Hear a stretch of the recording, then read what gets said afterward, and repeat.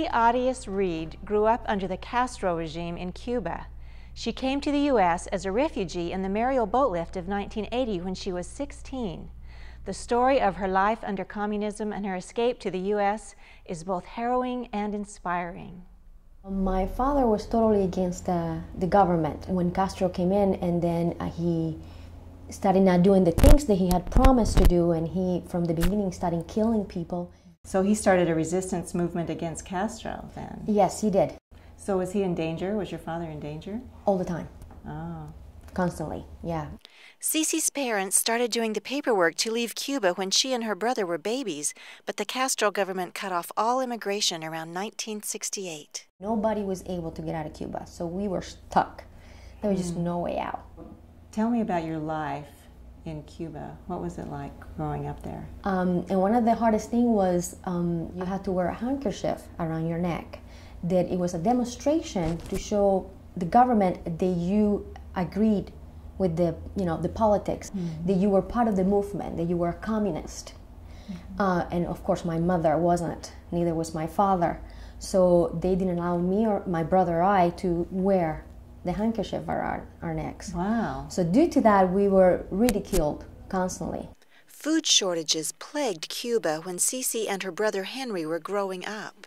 If you used your ration, you couldn't go back to the store and get some more. You had to wait until you get your new coupon. To have a dollar, an American dollar there, was against the law.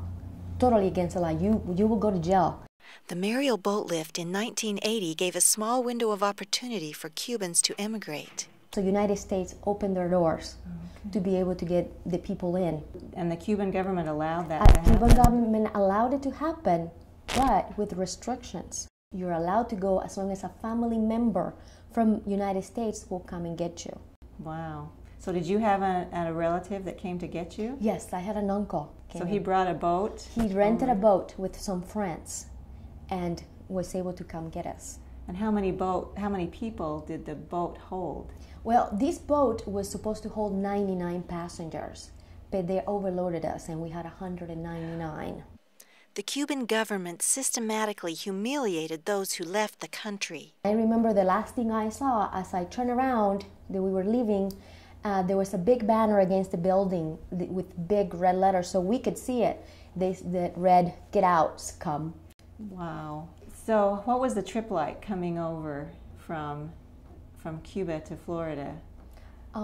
It was supposed to be really quick because it's only 90 miles.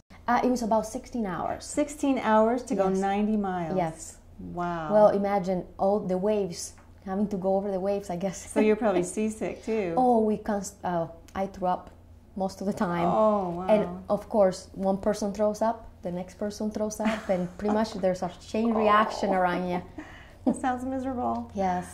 U.S. Coast Guard ships and helicopters met the boats as they approached Florida.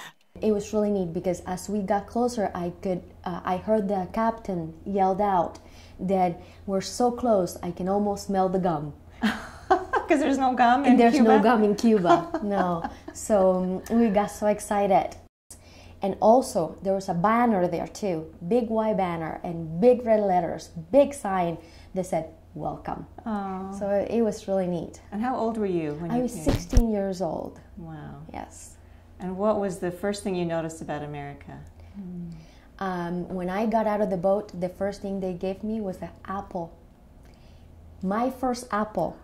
Your first apple? My first apple. Never seen an apple before in my life. Wow. Seen it in books, so I knew what it was. And then my first kind of Coca-Cola. Oh, wow. And it was really neat.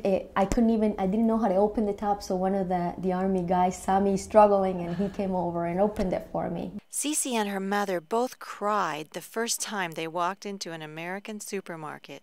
There was so much abundance, so much food. I have never seen so much food in my life. Sisy graduated from a Florida high school, married a Utah boy, and had 7 children. And did you ever see any of your relatives again? I have never seen my family from Cuba again.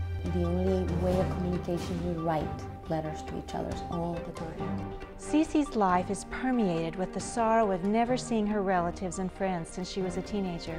But it's also filled with the courage and determination it takes to start a new life in a strange land. We're proud to call her an American. For Sun News, I'm Barbara Hanks.